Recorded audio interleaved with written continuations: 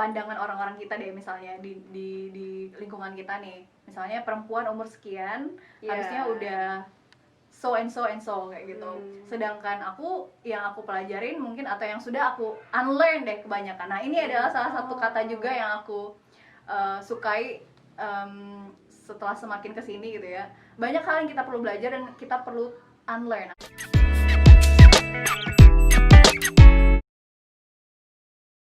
Halo semuanya, kembali lagi di Julid Juwita Lihat Dunia bersama Raisa. Dea di sini. Udah berapa lama kita terakhir kali rekaman? Kita sampai kagok gitu ya. Lupa intro kita gimana. Iya.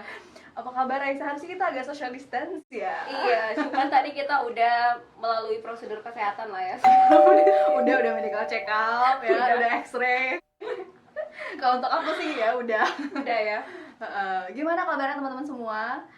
Selama pandemi ini pasti banyak yang dilalui, banyak yang dirasakan, banyak yang harus di readjust juga hidupnya mungkin kan ya, karena orang bilang ya sekarang tagline barunya itu new normal.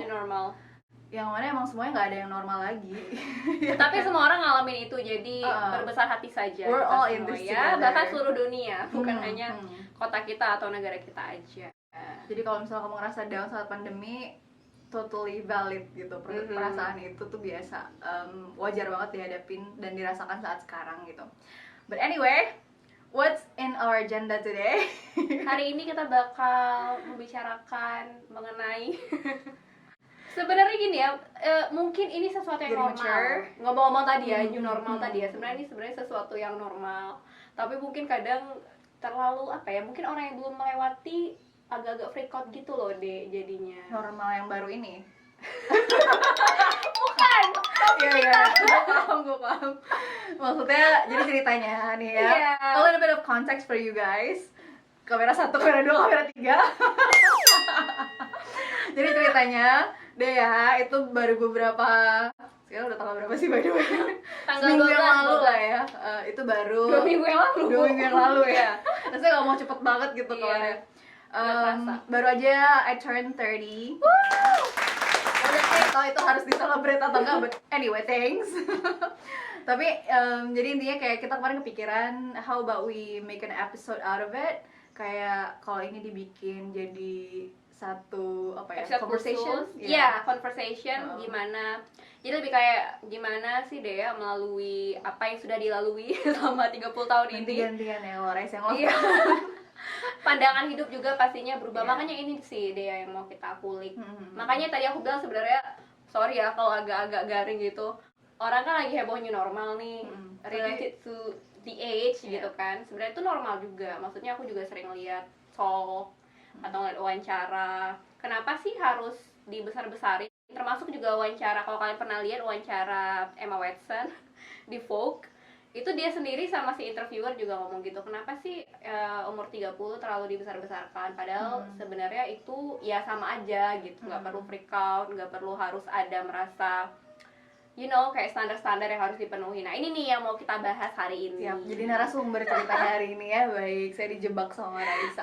Iya sih, ada beberapa, memang kebanyakan orang mikirnya emang ini jadi salah satu, dan terutama mungkin western mindset kali ya. Kayak 30, kayak 30 is the new 20, katanya gitu kan. Atau pokoknya jadi rite of passage dari yang benar-benar kita tuh adulting jadi benar-benar adult gitu. Di-expect kita tuh udah 30 ya udah dong, fully functioning adult gitu katanya gitu kan, but that's not always the case. Ya kan, jadi maybe that's gonna be our topic today. Yeah, sure. Seperti biasa kita nggak pakai skrip selalu gitu ya. tapi ada ngapain bawa ini, ini cuman ini aja, cuman biar nggak lari kemana-mana. Siap. BTW aku ready berbagi wisdom. Alah, apa sih? Tadi kamu sempat bahas tuh 30 is the new 20. Do you agree about that? Agree and disagree at the same time juga sih. Maksudnya kayak again kalau ngomongin umur itu sebenarnya it's a matter of number juga kan. Kayak age is a matter of number. Kayak kita ngomongin umur seberapapun, belum tentu itu mungkin jadi kayak social construct ya kan, konstruksi sosial. Kalau umur sekian harusnya kayak gini nih kehidupannya, umur dekade sekian itu mungkin udah kayak misalnya umur 30-an itu harusnya udah settle, 20-an itu di mana dia mencari, belasan di mana dia masih kayak berbagai gejolak kayak gitu kan. Jadi ada konstruksi sosial lah kalau aku bilang tuh, kayak ya society nganggapnya kayak gitu. Tapi kan ternyata pada prakteknya semua orang punya lini masa ala apa sih?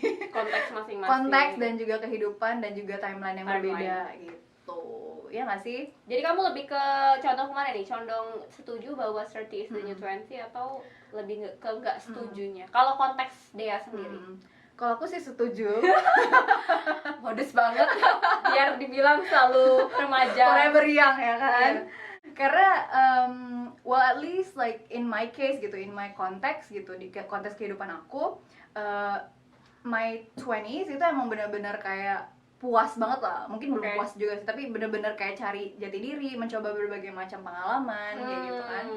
Jadi mungkin kalau misalnya dibilang 30 itu adalah 20 yang baru, mungkin berarti kan 20 di sini anggapannya adalah di mana usia kita buat settle gitu, di mana kita tuh udah harus lebih know better lah gitu about life gitu, karena kan udah ngalamin macam-macam gitu. So let's see how my 30s going to turn out. Tapi ya harusnya kayak gitu kan, jadi kayak reminder aja gitu. Lebih kepada konteks eksplorasinya ya. Dia lebih ngerasa ya ini sama aja kok ketika gue 20. Mungkin lebih dalam tahap lebih dewasa lagi kali ya ketika yang di 30 ini.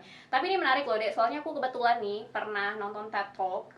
Jadi itu kalau aku nggak salah itu psikolog, talknya itu di deliver oleh psikolog. Jadi dia cerita ada pasien dia curhat gitu kan. Dia juga berpendapat seperti itu. Dia merasa bahwa umur 30. Jadi dia ceritanya si pasiennya ini mendekati umur 30. Dan dia masih merasa bahwa ya umur 30 itu sama lah kayak 20-an kayak gitu kan. 30 is the new 20. That's literally the like the title of the talk. Jadi si psikolog ini setelah mempelajari si pasien ini, akhirnya dia menyimpulkan bahwa that might not be true, karena si pasien itu jadi kayak kalau penganggapan seperti itu memberikan alasan kepada si pasien untuk dia ini konteksnya hubungan percintaan sih, dia jadi nggak bisa settle sama satu orang, terus milih-milih cowok juga masih yang istilahnya kayak pacaran remaja lah, yang tidak serius, yang nggak tahu arahnya masih kemana. Eksplorasi. Si psikolog ini menganggap bahwa terminologi 30 is the new 20 khusus untuk si pasiennya ini menjadikan alasan justru buat si cewek pasiennya kebetulan untuk tidak menjadi lebih dewasa. Nah, kalau menurut pendapat Dea gimana tuh? Bisa jadi, makanya tadi aku bilang agree and disagree at the same time, karena beberapa orang menganggap itu adalah sebuah excuse untuk refuse to grow up kayak gitu kan. Which personal choice juga. Kalau misalnya memang itu suits their life, we won't judge. Maksudnya kayak kalau misalnya memang ada istilahnya itu, aku pernah dengar kayak Peter Pan syndrome gitu. Kayak kita tuh ada beberapa generasi, termasuk generasi milenial ini khususnya, yang dianggap kayak kita tuh menolak tua. Mungkin tidak secara tidak langsung gitu ya. Unconsciously kita mikir misalnya harusnya umur segini tuh idealnya udah kayak gini loh. Idealnya udah punya rumah, udah berkeluarga, udah punya aset kayak gitu. Tapi di umur sekian dengan zaman segini, zaman sekarang gitu, kebanyakan generasi kita itu bukan menolak ya. Kita nggak mungkin kan nolak rezeki. Kita pengen juga kan punya semua itu. But then again, konteks hidupnya udah berbeda kayak gitu. Nah, tapi mungkin dari konteks si pasien yang tadi itu, dan mungkin banyak juga orang lainnya, kalau misalnya Raisa perhatiin juga banyak ini digambarkan depictionnya di sitcom atau di film kan ya, yang umur di sekitar kita juga ada. Iya gitu. Jadi emang di umur 30-an itu not necessarily kita udah figure things out gitu kan. Jadi ya, atau bisa jadi kayak masih dalam tahap kayak denial, I don't want to grow up kayak gitu, refuse kayak gitu, karena berat banget kayaknya kan, dan berarti dia belum bisa. Tapi the good thing is dia pergi terapi kan pasien itu kan, jadi at least bisa analisa gitu. But do you think they need to solve the problem?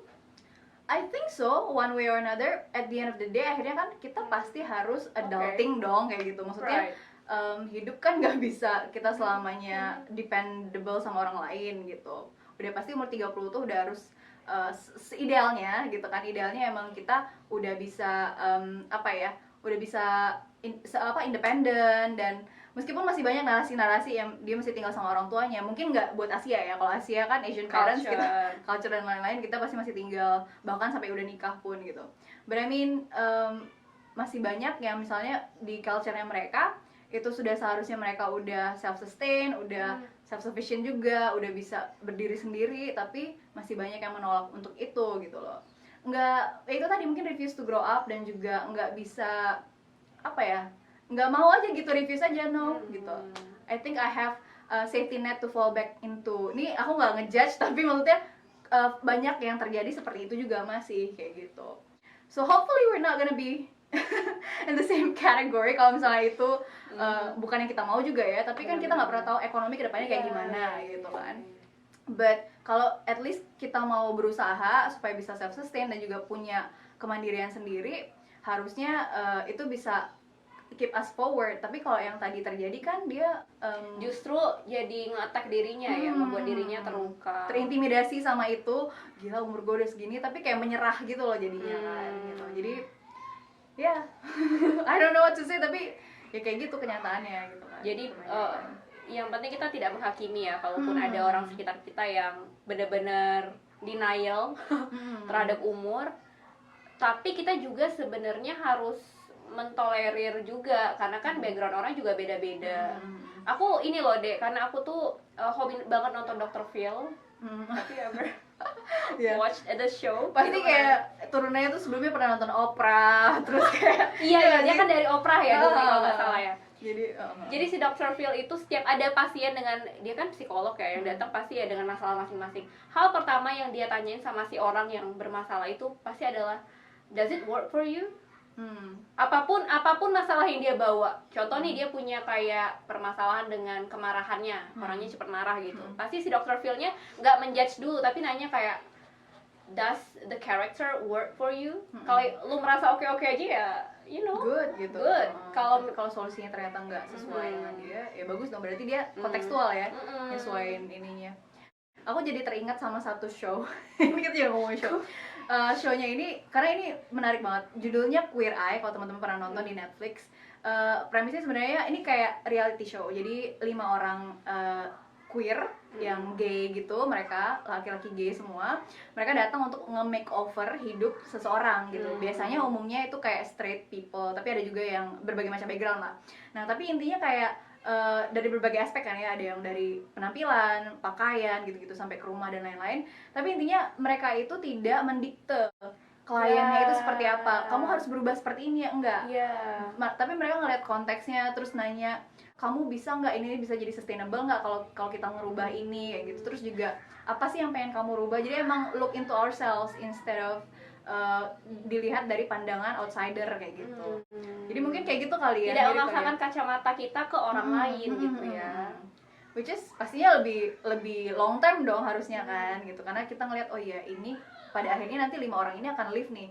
Gue bisa nggak ya dengan adanya positif change dari mereka yang mereka bawa, tapi tetap bertahan gitu loh. Jadi intinya kayak ngerubah mindset sih pada akhirnya gitu. Tapi kalau dari perjalanan kamu selama ini, kan kamu ya mungkin udah ada juga di podcast sebelumnya, dia cerita kamu udah sempat merasakan hidup di berbagai benua, pernah mencoba hidup di Kanada, di Australia juga. Dia sering nggak menemukan hal-hal seperti ini when you really want to change someone or some people because like it feels like they're so different than you? Pernah nggak bohong dan nggak mau munafik, pasti ada, pasti pernah kelintas kayak gitu. Dan itu mungkin di awal kayak mungkin pada tahap dimana kita lagi belajar, lagi senang-senangnya belajar dan kita tahu sesuatu, benar, pasti kita pengen kayak nularin ke orang lain kan, kayak nyebarin ke orang lain. Tapi kita kadang suka lupa gitu loh. Dan itu aku setelah aku evaluasi lagi, sebenarnya itu kayak tahapan belajar gitu loh, Ray. Kayak kita saat kita pertama kali belajar, kita ngerasa udah tahu semuanya gitu. Jadi kayak kita pengen mendikte orang lain, lo harus juga dong ikut sama ini kayak gitu, sama pandangan gue ini yang udah gue pelajarin gitu. Kayak udah belajar tapi iya benar. Nah dan saat itu waktu kita baru mempelajari sesuatu itu, misalnya perubahan positif lah ya, kita mikirnya perubahan positif, misalnya kayak nggak mau buang sampah sembarangan. Jadi begitu udah dapet nih kebiasaan baik itu, begitu dibawa ke lingkungan kita misalnya, dan kita pengen ngerubah dunia kita, tapi ternyata kan tidak semuanya punya pikiran yang seperti itu gitu, dan akhirnya jadinya stres sendiri, jadi frustasi sendiri gitu. Balik lagi ke tadi kan, kayak kita mau ngerubah orang lain nggak akan pernah bisa, kecuali kayak maksudnya mereka juga punya kemauan yang sama gitu. Jadi kalau ditanya pernah nggak, pernah banget gitu, tapi akhirnya disitulah kayak tahapan belajarnya. Jadi ternyata aku masih belajarnya pada tahap pertama nih, masih kayak sombong, kayak oh gue tahu lebih daripada lo nih gitu, ayo dong lo ikut gue gitu. Padahal kan mereka mungkin punya pandangan yang lain misalnya. Dan baru ke tahap berikutnya aku belajar lagi, ternyata nggak kayak gini ya caranya kalau kita mau mengubah sesuatu lah gitu, ada banyak cara lain. Dan sampai akhirnya pada tahap kayak belajar lagi, makin belajar lagi, ternyata banyak yang belum aku pelajarin ya kayak gitu, banyak banget yang masih aku belum tahu untuk bisa ngasih positif change tadi gitu. Jadi kalau ditanya gitu pasti ada, tapi sekarang tuh lebih makin kesini makin kayak kayak let it go aja. Aku nggak bisa ngerubah yang orang lain lakukan, tapi aku bisa ngerubah pandangan aku sendiri gitu loh. It's not about them, tapi about how I would react to them kayak gitu. Kasih satu dong contoh spesifik. Contohnya itu tadi misalnya kayak buang sampah, atau misalnya mungkin lebih ke mindset kali ya. Jadi contohnya nih ya, misalnya pandangan orang-orang kita deh, misalnya di lingkungan kita nih, misalnya perempuan umur sekian harusnya udah so and so kayak gitu. Sedangkan yang aku pelajarin mungkin, atau yang sudah aku unlearn deh kebanyakan. Nah ini adalah salah satu kata juga yang aku sukai setelah semakin kesini gitu ya. Banyak hal yang kita perlu belajar dan kita perlu unlearn bahasa Indonesia apa ya? Mengkat apa sih?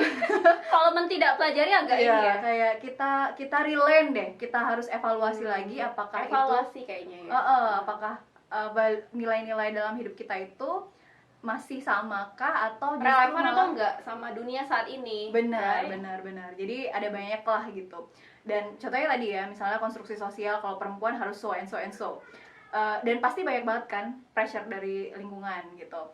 Nah tapi kan aku yang udah tahu nih ceritanya, udah tahu oh iya itu nggak sesuai konteks hidup aku misalnya. Kalau aku didikte harus seperti itu, nggak sesuai. Tapi kan nggak mungkin dong kita harus langsung marah-marah, mencak-mencak, misuh-misuh gitu sama orang-orang di sekitar kita gitu. Yang ada kan kita juga keluarnya jadi negatif gitu.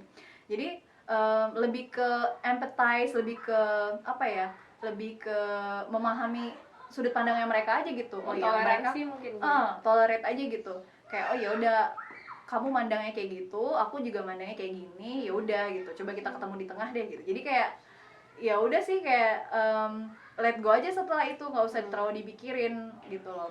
Jadi gimana ya, kayak bener-bener udah ke tahap yang mau dibilang masa bodoh sebenarnya mungkin bahasa bukan ini masa careless bodoh ya, tapi lebih ke yang ini sih, pengen kitanya juga lebih peaceful aja gitu, lebih make peace with ourselves gitu, instead of kita jadi kayak bahan pikiran atau kayak kita jadi berantem yang nggak penting gara-gara itu gitu kan. Jadi mendingan ya udah gitu loh. Kalau mereka nggak mau ngerubah pikiran itu, ya udah, I mean agree to disagree aja gitu, being respectful gitu, harusnya kan kayak gitu. Jadi at least kalau misalnya kita bisa ketemu titik buat toleransinya, that's good gitu. At least mereka tahu sudut pandang kita dan kita juga tahu oh ya mereka seperti itu, dan respectfully kita tahu nih masing-masing pandangan. So ya gitu, kira-kira kayak gitu. Jadi kayak we have different perspective one to another, and that's okay gitu. That's okay gitu. Bukan berarti kita harus musuhan dan kita harus mengubah satu sama lain, nggak perlu juga. Dan harus ada gitu. debat khusus, kan nggak harus seperti itu ya. Sebenarnya Dea ini kalau menurut aku ya jadi dievaluasi. Sudden confession jadinya. Adalah kalau aku bilang adalah salah satu orang paling tolerable ya, bahasa adjektifnya apa? Tolerable, is it? Is that the word? Waduh, berarti aku orangnya bisa ditoleransi. Bukan, orang yang paling bisa mentoleransi. Kalau menurut open minded aku, kali. Open minded? Iya, tapi lebih kayak ke toleransi gitu sih, deh. Contohnya ketika misalkan gini, aku cerita sesuatu nih, contohnya aku cerita sesuatu tentang aku ya, tentang diri aku, contohnya ke beberapa orang. Biasanya dimana beberapa orang itu ngeresponnya kayak, wah gila lu Ray, gini dong ya gini. Tapi ketika aku menceritain hal itu ke Dea, biasanya dia akan selalu bilang that's okay, kayak nggak apa-apa, pasti bukan ke masa bodoh kan berarti. iya kayak nggak ke masa Iya, bodoh. iya. Kayak apa ya, bisa ini aku dari ini ya, dari yang di luar diri kamu contohnya gitu ya, sebagai orang Sebagai outsider. ya outsider gitu ya. Kalau mungkin kalau kita sendiri yang mendefinisi Pasti diri kita beda. bias ya. Iya, bias. Itu sih yang aku rasain. Iya. Jadi kayak aku di sini pengen nanya nih sama dia, apa sih kuncinya untuk bisa segampang itu mentoleransi? Ya itu tadi kayak perjalanan itu tadi, Ra. Jadi setelah aku belajar lagi, belajar kehidupan ya konteksnya di sini, kayak kita banyak dengar, banyak jadi pendengar yang baik, jadi apa ya, kita mencoba memposisikan diri sebagai orang yang bercerita gitu.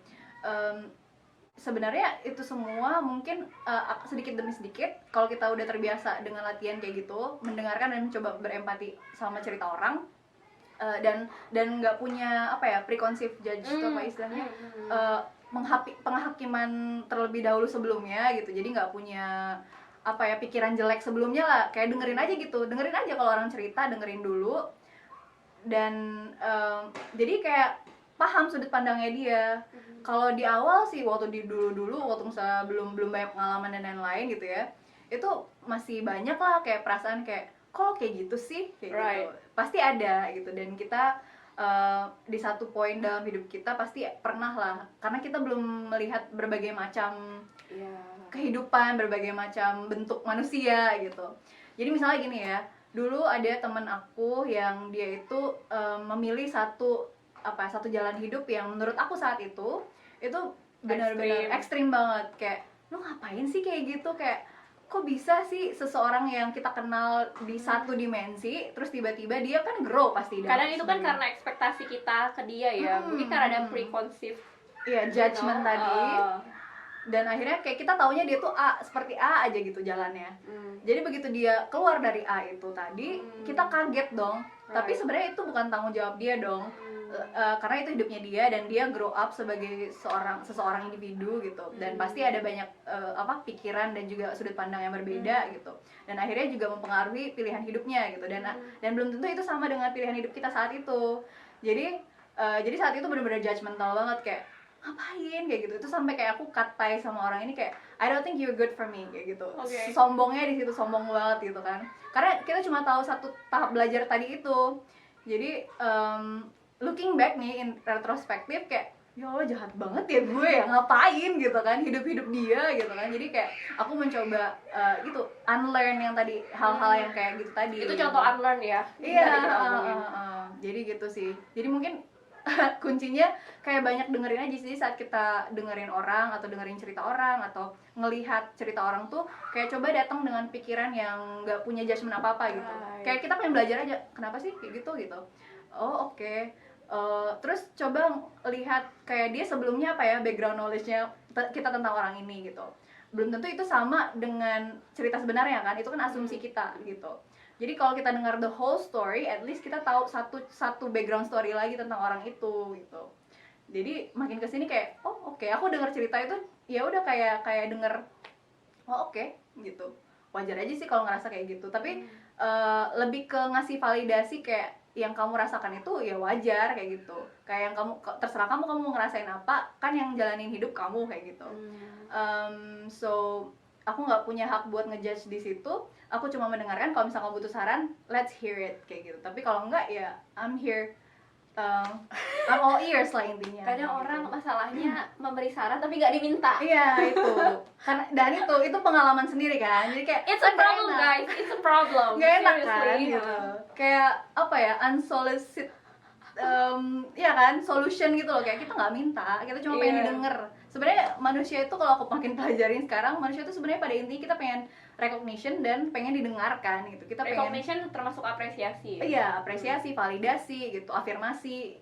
Dan kita didengarkan itu juga termasuk validasi kan. Jadi kalau orang datang ke kamu, terus dia mau cerita, mau unload apapun tentang dia ke kamu, bersyukurlah, berarti kamu tuh dipercayain gitu. Jadi jangan sampai maksudnya kayak oke, dan lu langsung ngejudge hidup dia, itu ya pasti nggak enak dong, karena kita juga pasti nggak mau digituin kan gitu. Karena aku sudah pengalaman seperti itu, jadi kalau aku nggak mau gitu.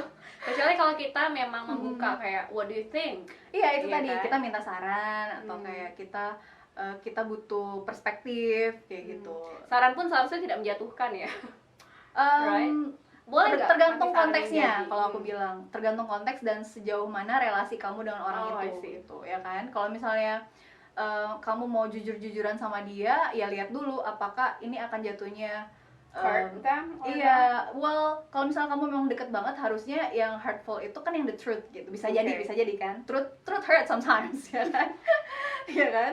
Jadi misalnya nih, Resa datang dengan masalah percintaannya nih ya kan. Aduh, kok jujur gitu. Terus misalnya, aku harus gimana? Tiba-tiba dia nanya, aku akan kasih pandangan aku yang sejujurnya karena aku tahu relasi kita seperti apa dan kita bakalan aku tahu Raisa akan sangat dewasa untuk mau Bisa, ngambil itu, bisa take it menerima or itu. leave it